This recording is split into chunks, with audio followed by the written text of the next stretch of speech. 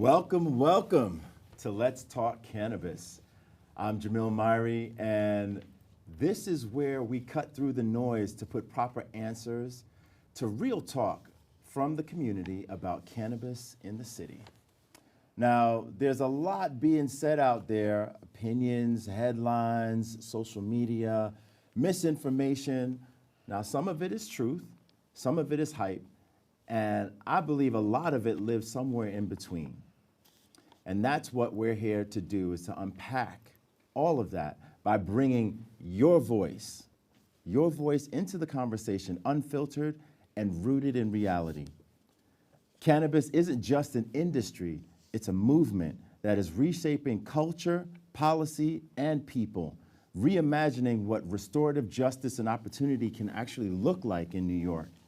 And that conversation, it must include all of us, all of you. So every episode, we bring the community's voices front and center, from entrepreneurs to policymakers, to patients and parents, to everyday New Yorkers, and get that real talk in these streets.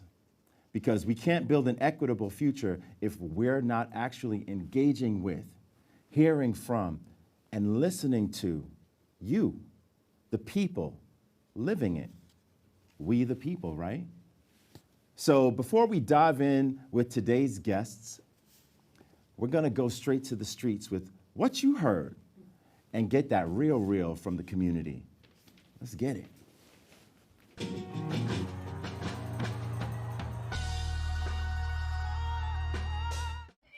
New York legalized cannabis, but depending on who you ask, it's either progress, chaos, or a little bit of both. So today, we in them streets, here, Harlem, USA, bringing that policy talk to the people. Asking New Yorkers what they heard about cannabis legalization in New York. This is What You Heard. Let's go. What you heard about cannabis legalization in New York?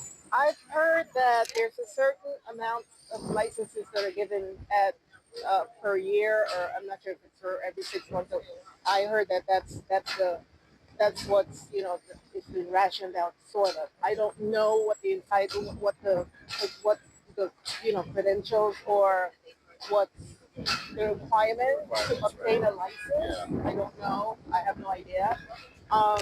I've heard about there's a lot of illegal that's been shut down. Licensed shops have been shut down. Some in the Bronx. I'm not aware of any here in Manhattan. And that's all I know. There's nothing else that I'm aware of. If there's one thing that you could change right now about cannabis policy, education, lower taxes, more education for the community, for the public, more licenses, better access to real estate, whatever. Wow, kind of like all of the above. Right? Oh, wow, oh my goodness. Education. I think that we've known about cannabis for quite some time, but it was such a taboo that people are still leery. We have somewhat understood it a bit, but I think we need more education. And as for real estate, that's been crazy. That's the tough one too. Like I would say all of it. When it comes to these unlicensed illegal weed shops that are popping up, they're popped all over the place. What you heard about that? How you feel about that? Some of them is all over the place. I guess that's what they that's what they want. But it's like they also shutting them down too.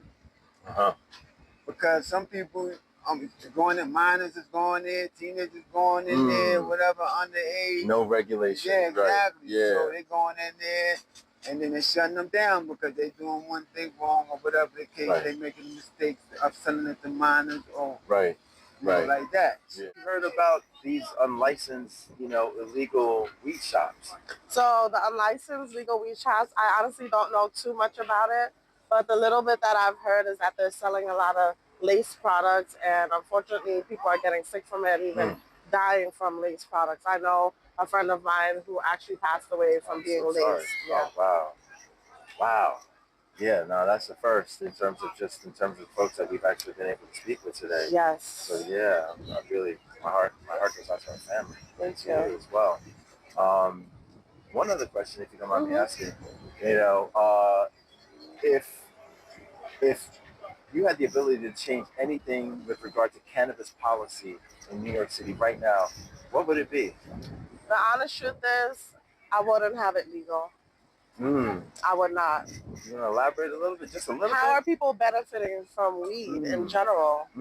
It's still a drug to me. People are saying it's not a drug anymore just because it's legalized now. And I don't see the benefits of it. Okay, you smoke, you get high, but what else do you do after that? Wow. Are you being productive, as I said, like going to school and work and doing things that'll help the community? Yeah. Or are you just sitting around smoking weed all day? Yeah.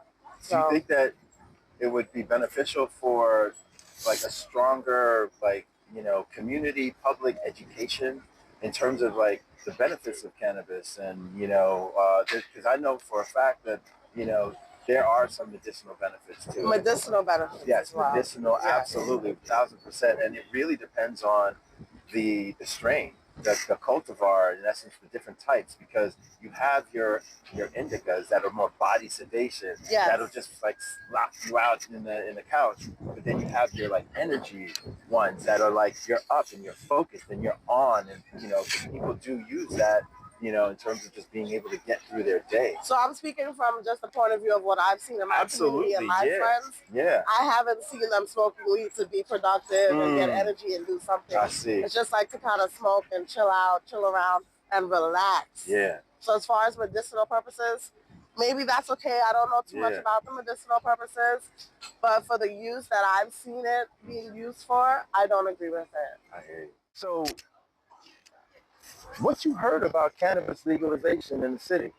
I'm not gonna lie to you, bro. I haven't really heard much. Like, you probably will be teaching me about it, but always, cannabis always been closely associated to, my community, my neighborhood. Yeah. But, yeah, continue, man. I want to learn about it. I'm not against cannabis at all. However, I do feel, especially within our community, it's being laced with something because the characteristics are not normal. Of smoking weed. More people are a little more, how can I say it? Not just laid back, but you could see something within their spirit is very downtrodden. And I even remember before it was legal, we used to smoke weed. You had a high, but people were focused. And you was able to think and do stuff. And that's when it was illegal. Now that it's been legal, it's been saturated with so many things. People want to zhuzh it up with extra stuff. And I say specifically here in our community, there needs to be a regularization, and we need to know what is in it, because something with this generation is very off with them smoking Zaza. Gotcha. And all this other stuff, and fruit cake and strawberry this. I'm like, those sound nice, but you're off yourself. Now, I have a friend, she does edibles, but she's a cancer survivor. Yeah. So when I do her edibles and her stuff, she breaks down what's the benefits of it. Gotcha. So when I was going through my depression, sexual health as well. Yeah. Because she knew all the benefits of how does it work. Right. So it did something to me that made me want to do stuff that was productive. So let me ask you this question. Go ahead. What have you heard about the illegal shops, the smoke shops in and around the neighborhood popping up all over? I know that. And how do you feel about it? The reason why I don't like it is because it's not a sense of community. When I say this is, they do sell to the kids. Behind the parents' back and the community's back. Right. They look at it's the new liquor store, right? And when you go in there, they're looking at you what you want. There's nothing of a community as in how you doing, which one benefits you this way. you know, there's a way of how you could sell it to actually let me know how does it benefit me, and I could tell when you're lying to me, Right. so you could just make a profit, right? Mhm. So I'm not against cannabis. Right. I'm not a fan of the smoke shops. We have too many. It's the new liquor store now, and we need something more productive. Well, what have you heard about the educational side of cannabis? Because it sounds like, you know, in terms of the benefits, because there are plenty of medicinal benefits, there are plenty of health benefits, wellness benefits, sexual health benefits. You know, what have you heard about any of that in terms of just, you know, is it happening? Is it not happening? Well, it depends on the individual. Who are you around? Like I said, my friend, she's a cancer survivor. So I learned more from her because she's actually a chemist when it comes to it, when she makes her products. And what I'm going through, and I told her, she said, listen, this is good for this and this and that, right? If you're another type of person that just want to get high, and another set of people, I say the low vibrational type, you're just looking for a high. So it really depends on the individual themselves. When people come through and they kicking doors looking for licensing, you gotta understand what the optics look like. Imagine me and you in the store trying to buy something, and it's like a raid going on, but they paperwork is straight. You're still gonna be a little bit like, dang, this spot is like compromise or what they investigating them for. You got your spots that don't got the licenses. You could get caught in there. We in there buying something, and they could run in there, and we might get snatched up and roped up with them. You don't get caught in that. And you know, people tend to hold you by the standard of what you look like, so they might associate you with the dealer, with the people. It's a slippery slope, but you know. And then, I mean, even on that side too, in terms of like the safety of the products, right? You know, being laced with God knows what, because it's not tested. So, you know, people are coming into these unlicensed shops and they're like, they don't know what they're buying ultimately. Have you been into Gotham Buds right there? Oh yeah, but you need to do something with them. Yeah, over there. Over there. Yeah. I was like, it's over there. You should do something. There. Absolutely. Beautiful in there. Yeah. They got the real dispensary vibe. Like I feel like that's our own dispensary closest to like the urban side of things. Like remember they got the cookie joint downtown. That's like kind of, you know, out of the way. People don't like to navigate too far. That's the most remote looking dispensary over there. And that's in our neighborhood, right? It's here in Harlem. So absolutely, What made you want to like be that voice and that beacon? Like, because it takes a lot of courage to get the word out. Because maybe through your platform, you might actually get the message out. What made you want to do that and pursue that? You know. So we're gonna take all this real talk straight to the experts in Let's Talk Cannabis. I'm your host, Jamil Myrie. This was What You Heard. From social equity to small business opportunity and statewide crackdowns on illegal shops, New York's cannabis legalization has been one of the most ambitious and controversial rollouts in the nation. So where do we actually stand today? And what's next for the state's growing cannabis market? Joining me now in studio is Tosin Ajayi, Senior Policy Research Analyst at Cannabis NYC, a division of NYC Small Business Services, and she has been studying the data and policies behind New York's legalization journey. Tosin, thank you so much for joining us today. Thank you for having me. I'm so excited to be part of this platform. As you know, I have been serving at Cannabis NYC for 2+ years, and I'm excited to dispel some myths and really bring some truth and clarity to what people are hearing on the streets. So let's jump into it. Fantastic. Well, we had the opportunity to watch some of that, you know, all of the footage that I, you know, had the pleasure of doing out in Harlem. So I think let's start big picture. 3 years after legalization, how would you describe where New York's cannabis rollout stands today? That's a really good question. I would say today, the state of cannabis legalization in New York is we're still in early stages, but an active growth stage. So we're currently just surpassed 1 billion in total retail sales for 2025. We're on track to actually reach, I believe, the $3 billion mark by the end of the year. As an industry as a whole, we've already surpassed the $2 billion mark, and we're seeing more legal stores come online. So this is a reflection of consumer demand as well as more stores coming online. There's currently over 210 legal shops within New York City and about 500 across the state. Wow. So, legalization is still in its early stages. We're only 3 years in, but there's a lot of active growth happening right now.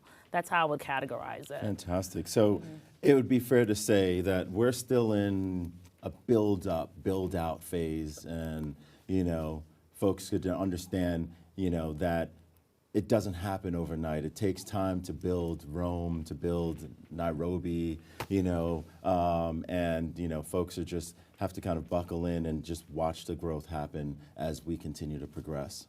Absolutely. There's been about 1,900 licenses issued across the state.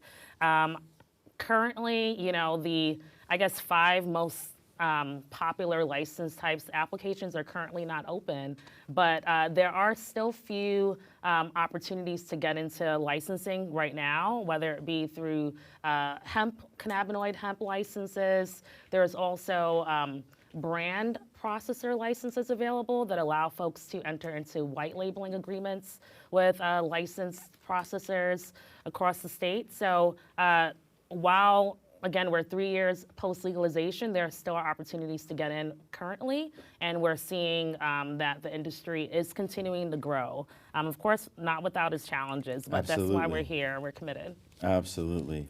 Fantastic. Thank you so much. I want to jump over into social equity. We have, as one of the cornerstones of legalization, social equity, which is really giving the justice-involved communities and individuals, the opportunity to access this, this market, this industry that, for all intents and purposes, has existed for decades, in the shadows, the legacy market and all of that. But they were the ones that were most harmed by anti-cannabis prohibition. Those communities. My community, I come from these communities and represent them. So, how in fact has, social equity, the promise of social equity, how has the state, been with regard to delivering on that promise thus far? Well, I'll start off by saying when New York legalized cannabis with the MRTA, New York is the first state to censor social and economic equity at every stage of legalization. It was built into the law that at least 50% of licenses had to be issued to those who qualify as social and economic equity. That means you're from a community disproportionately impacted. That means you're a minority-owned business, you're a distressed farmer, you are a service-disabled veteran, you're a woman. With these qualifications, you can have access to reduced licensing fees. And again, the law put in place put a benchmark of awarding at least 50% of licenses to these groups. To date, the state is surpassing that goal. There's, I would say, close to 60% of all the licenses issued actually can be categorized as social and economic equity. At Cannabis NYC, we take pride in working, we're an interagency hub. We work across, public health, youth education and prevention, enforcement, all to ensure that we're building a sustainable, equitable, and thriving cannabis industry. We have programs like our Cannabis NYC Loan Fund, or our newly developing on-the-job training grant, which is put in place to help equity-centered businesses have access, again, to financing, access to skilled workers, things that actually ensure the sustainability of the framework that was put in place to ensure that people like me who come from neighborhoods, growing up as a first-generation Nigerian American, I've spent years in East New York, Canarsie, Brownsville, then spent some years in Central Jersey. I really firsthand got to see the disparities that come with underinvestment and over-policing. I know exactly what it looks like. And, this isn't just about cannabis. This is about justice, jobs, generational growth, generational change, us not people who come from these communities really having access to this multi-billion-dollar industry. And the law, the MRTA centers that from the first page. So I think the state of cannabis, we're surpassing that 50% goal, but until we truly see generational change, I don't think we can say we've reached the impact, the intent of what the law was. Wow, you're absolutely right, and we have quite a ways to go with that work. As far as just delivering on the promise of social equity. There are, I have 2-3 other questions that I would love to ask you just based on the work that we did out there. But I would just leave it at I really am so grateful that you came in and joined us to have this conversation and really speak to some of the concerns that the community, has definitely been voicing for some time. And, I'm just so appreciative of what you are doing, over at Cannabis NYC here in New York City. So thank you so much for joining us today. Thank you, Jamil, and please tap in to what we're doing. We're doing a lot more. You can find it all out at nyc.gov/cannabis. We have initiatives that focus on, helping to secure compliant real estate. The state and the city are working to ensure, enforcement measures are propelled because it really undercuts the value and the blood, sweat, and tears that the licensed operators have put in to become operational. And just please tap in. You can also find me on my personal social media account at Miss Tos, ms.tos. So please tap in. Thanks so much. Indeed. And thank you again, Tosi, for joining us. We'll be right back after these few messages. Thank you.